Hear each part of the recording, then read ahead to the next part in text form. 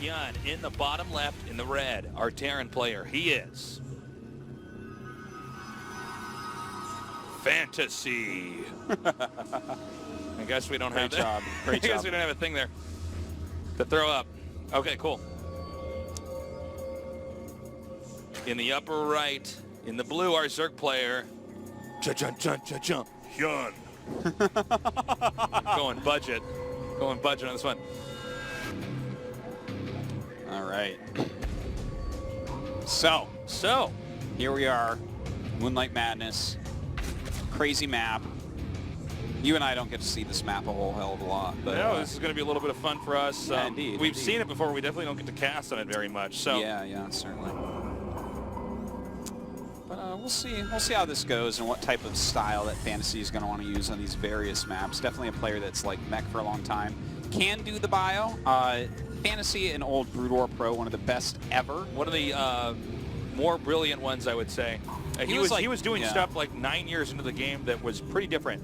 Yeah, he really was. Pretty impressive. I mean, he was beating the best of the best with it. So yeah, Terran became known really as a mechanical race where it's all about macro and really just getting out the peak amount of units so that you can live through everything and kill your opponent. Yeah. But Fantasy played it in a completely different way, a harass-based way, a tactical way. I'd say he was almost like the rebirth of Slayer's Boxer, you know? Something like that. He was something like that, for sure. He came back, and it was definitely a much more refined version of, because a lot of stuff Slayer's Boxer was doing, people just didn't know how to stop because the game hadn't been figured out yet. But yeah. Fantasy had these builds that were just unbelievably strong.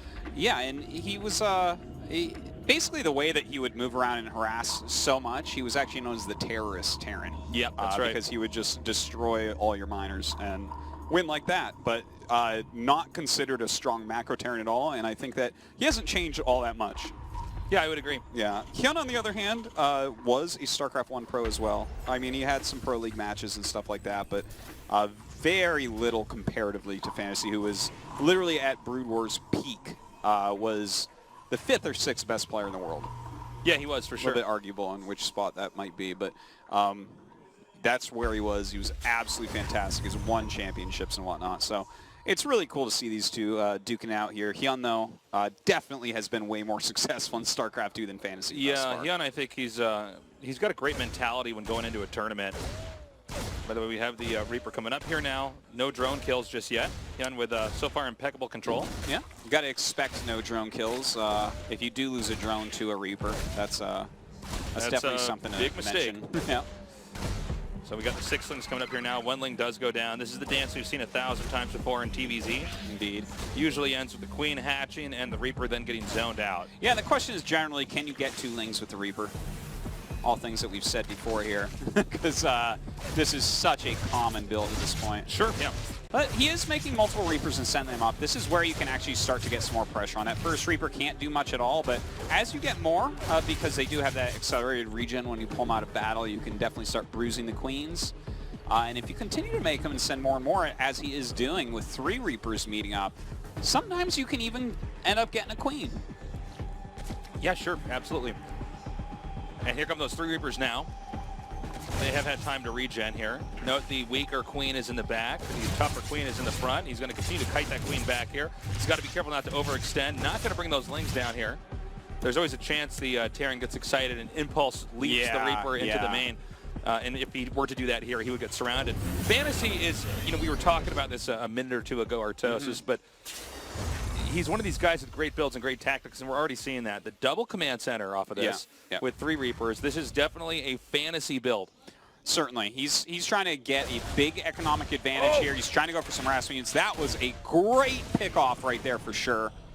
Really fantastic movement with those Reapers to catch that drone. Now, Hyun was telling me he doesn't feel as prepared on this map, and I have to say, after hearing that and then seeing how Fantasy's playing, I could definitely say Fantasy does seem more prepared.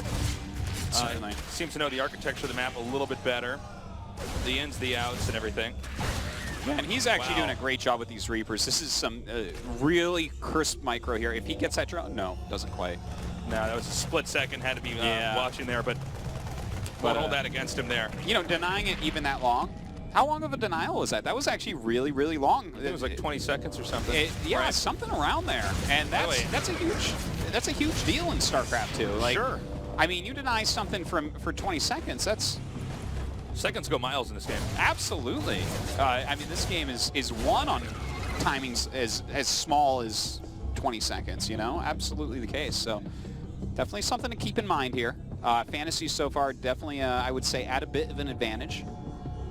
Some more Lings being made by Hyun, as well as that Baneling's Nest. Probably just for defensive purposes. I don't imagine that he's going to go too aggro here. He knows that there are Hellions coming across the map. His Overlord got a great scout off. And these Reapers are really paying for themselves in dividends, man. By the way, he's not going to mech this game, Fantasy's not. We see that because, or we know that because we see Stim being upgraded. And so he's going to go for some pretty powerful econ play pushing. The fourth base and the fifth base for Zerg are a lot closer to Terran and much more pushable. So I'm curious to see when Hyun expands, and if he does expand, if Fantasy's going to push out and try to smash it. Well, let's see how this goes here. Hyun going for a relatively quick layer here. Interesting. Oh my God. Oh my God. Well, Fantasy was playing the perfect game until this happened. Yeah, that blink of an eye, things can fall apart pretty fast with StarCraft 2. So. Certainly. 5 SCVs already going out, bringing back his Hellion, so he's going to be able to clean this up. But this was a great move by Hyun, no doubt. Yeah, actually, this is pretty well handled here. Yeah. By him. You know, he got a mule, he got 6 SCVs, he caused a lot of lost mining time, and he got these Hellions off the map. 7 SCVs. But yeah, he got the Hellions off the map as well, which took a lot of pressure off of him. So that went very well. He needs to repair those Hellions, but he's going to send them out again here. And look, he could use those Reapers over there at the top to maybe try to get some drones. That base is not being mined from just yet. We have 10 drones about to hatch, although I'm not clear if there's adequate defense in that northern base there for Hyun. You know, I want to take this moment to kind of like teach something here about how important, for instance, that Zergling run-by was, right? So he got 7 SCVs, he got a mule that was pretty new, forced the Hellions back, but another thing that you don't see mentioned that much is the engineering bays of Fantasy were basically finished as the evolution chambers of Hyun started, and this distracted Fantasy so much and interrupted his economy so much that 1-1 is far more along for Hyun than Fantasy and here. It's actually pretty unforgiving. You've in a got game like this, a lot of times games are just won because of the upgrade lead, as long as both players are doing, keeping up with everything they had to do. Yeah, exactly. And this is something that a lot of people watching might not be thinking about, but like that Zergling run-by right there, that's a game changer. Like everything in this game is now different. So let's see what Fantasy does here. Let's not forget though, you know, it's not like he's dead or anything. It's not like he's behind even. He took 2 very fast bases. He delayed the third of Hyun. He did some good harassment with those Reapers. And, you know, Hyun did have to make a bunch of Zerglings to do that attack, so his drones weren't made right away. So let's see what he gets to do with this. Well, this is kind of cute. He's going to take advantage of this high ground position over here. I think this is pretty smart. He can't get a ton of damage dished out from here, but it is going to be a problem. Ooh. Look at that. Going to gun down both these queens. Nicely done. Ooh, a little bit sloppy there by Hyun to actually lose both those queens like that. That was definitely unneeded, but as of right now, we do see him going after this Reaper, which actually stays alive and gets healed. That's pretty awesome. And look at this. He's doing some really good harassment there. And back at home here, Fantasy has the War Machine there ready. But I wouldn't be surprised if Fantasy just drops one more Marine down there to continue on. Yeah, absolutely. Fantasy definitely has the ability to produce at a very scary rate. By the way, since the Bermuda is being made, taking out this Extractor is pretty huge. Definitely the case, but with those mutas, he should be able to clean this up. In the meantime, we do have a drop coming over here into this back natural, and I guess that's actually the front natural, but anyways, doesn't quite get that Widow Mine down. Yeah, you got to be careful here as Fantasy not to be overextending. These drops do need to pay for themselves. And you know what? That drop at least did buy him a few more drone kills over here. The mutas will come up and clean everything up. So finally this drop is over. Yeah, he'll have to boost these medevacs away, although it doesn't look like he's even looking at it. Okay, there he is. And yeah, so not sure that they'll make it. Yeah, but he might at least buy some more time. Fantasy continuing with the medevac drops. Yeah, well, he does see where those mutas are right now, so having the medevac on the other side of the map, definitely a good ploy. The mutas will probably be out of position and probably have to run home after it. So that's a good way to do it, especially when you're ahead in supply like this and you've got this really solid 3-base economy as he has. but we shouldn't see a full attack from Fantasy until that 2-2 is done. That is definitely something to keep in mind. You're definitely correct. I mean, he wants to just have enough that he can really dish out a ton of damage. And late reactions here by Hyun. Ooh. 8 drones killed, and it's not stopping there. Yeah, that's right. And, you know, the Muta's likely to fly back here at this point. Here they are, coming all the way back across this map. Fantasy doing a great job right now of controlling where Hyun is. You know, Hyun had one very nice move this game with that Zergling run by, but other than that, Fantasy truly has been dictating what's been going on. And, you know, Artosis, you can see already with a supply lead here for the Terran, Fantasy's in the shape he wants to be in. Mm-hmm.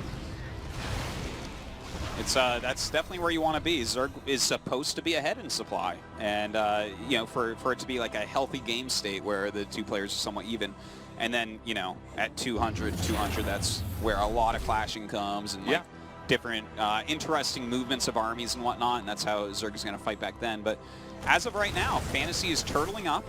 He's going towards that max supply. His 2-2's about to finish. He's getting Drilling Claws. He's getting a +1 attack for his Hellbats as well. I mean, he's doing, I really like how he's doing this. He's controlled it through these drops, you know. If the drops did poorly, we'd be like, ooh, I think you need to move out a little bit quicker. But with how well the drops have done, this sitting back just really plays into his hands. Fantasy hands, that is. Yeah, no, you're completely correct here. And now a nearly max out Fantasy is going to go ahead and try to push out here. I'm a little bit worried for Hyun. I think Hyun's got the right idea in mind. The counterattack is probably the play that you need to try to go for, and it looks like it's working. Hyun's actually turning around now. Now, whenever you do this counterattack, you don't want to lose any of the Mutas. And ideally, you want to have the Banelings optimize whatever they're connecting with. Ooh, well, they just connected with a lot of Marauders there. That was really nice micro there by Fantasy. But Hyun continues to run up right now. He did draw Fantasy back, which can be an important move. Kills a few SCVs. That's not really that impactful. Yeah, the problem is I think that the next attack from Terran can't be contested. Terran should be in about the middle of the map by the time the majority of the Lings and Mutas have hatched. Yeah. And I think he can't. I mean, he might survive it, but I'll tell you, it'll be very difficult to pull off. Yeah. I think Fantasy is going to really beat down here on Hyun, and I don't think there's really much Hyun can do about it. And this really all does go back to Fantasy doing a fantastic job of keeping Hyun busy. Yeah, he really, really did. And I want to actually mention something here that Hyun has not really been hitting his larva checks quite as much as he wants. His larva is a big issue here where he doesn't quite have enough. Like, he's spending it as soon as it pops up, which is never what you want. Like, quite a bit of energy on some weeks. Not that he has, like, a sick economy right now with 2K banked or something like that, but just something to point out about the state of his play in this game. It's just, you know, maybe it's that Moonlight Madness map that you and Hyun were talking about. But overall, this is not the Hyun that we want to see that's going to make it to BlizzCon, you know? Yeah, even if he does win this best of 5, he's definitely going to have to brush up, you know, a little bit, because right now it's looking a little bit shaky. Fantasy is basically exactly where he wants to be, and now expanding once again, really taking that centerpiece position on the map, down in the lower center here. Fantasy is not going to have a hard time pushing Hyun in pretty much any of Hyun's bases. I mean, Hyun has actually expanded not far from Terran now at all here. Both bases in the top center. Pretty pushable here for Fantasy. Let's see what Hyun does. I think he's probably going to have to rely on counterattacks. We know that because of this army in the bottom right. The question is, how effective will it really be? Yeah, that is the question right there, isn't it? Fantasy is moving up now. He's going to be able to take this out. Hyun shouldn't even try to contest this. Another thing I do need to... Yeah, ooh, that's a little bit rough, but... Oh my god. Look at this. Oh boy. Really messing with the AI of Hyun's units here. Fantasy definitely more practice on this map. Yeah, much more prepared. But you know what? There's still chances for Hyun. He's actually done a good job of getting his 3-3 started. That's a place where a lot of Terrans get ahead of Zerg in Bio versus Mutiling Pain. Is in getting 3-3 while they haven't even started it. But Hyun does have that on the way. He is going into Ultralisk Tech. So if he can get into that with a somewhat healthy economy, the game is still definitely doable. Oh, excellent Baneling landmine. That's the kind of play Hyun needs if he's going to stay in this game. Exactly. By the way, Zerg now hitting its stride, maxing out here. But this push is still pretty scary. Yeah, indeed. But, you know, the counterattack doing a pretty good job. Hyun keeping his Mutalisk count very, very low to bank up extra gas here. That's something he's going to need for... Wow, he's actually doing a lot of damage with this. But it's really smart the way he's playing this. He's basically going just like very powerful ground at the moment, keeping the Mutalisk count very low, and this is going to allow him to get into Ultras. Because if you keep buying Mutas, you can't afford Ultras. So, yeah, that is pretty true. cool play, actually, from Hyun. He's really kind of pulling it together right now. Oh, there's still this pretty scary attack coming up here right outside the front door of Fantasy. As well as these harasses, and, you know, the positioning he's putting his army in makes these Lings a lot harder to, you know, optimize the damage. So I'm getting a little bit scared here for Hyun. All right, now we do have him coming in and surrounding this army. I'm not sure why this army is out in the middle of the map right now. It's a very small army. Oh, nice. Going to go for the Spire here. But there's already 9 more Mutas hatching. Yeah, he is getting plenty of them at the moment, actually switching back up into a lot of Mutas. And it looks like he wants to go for a counterattack. In fact, he's going to lose, like, bases and mining all over the place. His economy is just really poor right now, but this is a huge counterattack. Yeah, this counterattack's pretty scary. In fact, Fantasy needs to hold this, or this is going to be probably too much. I mean, you know, right now Hyun is just really good with the multitasking. He seemed to struggle a little bit on the map early on, but after that, he was in perfectly good shape.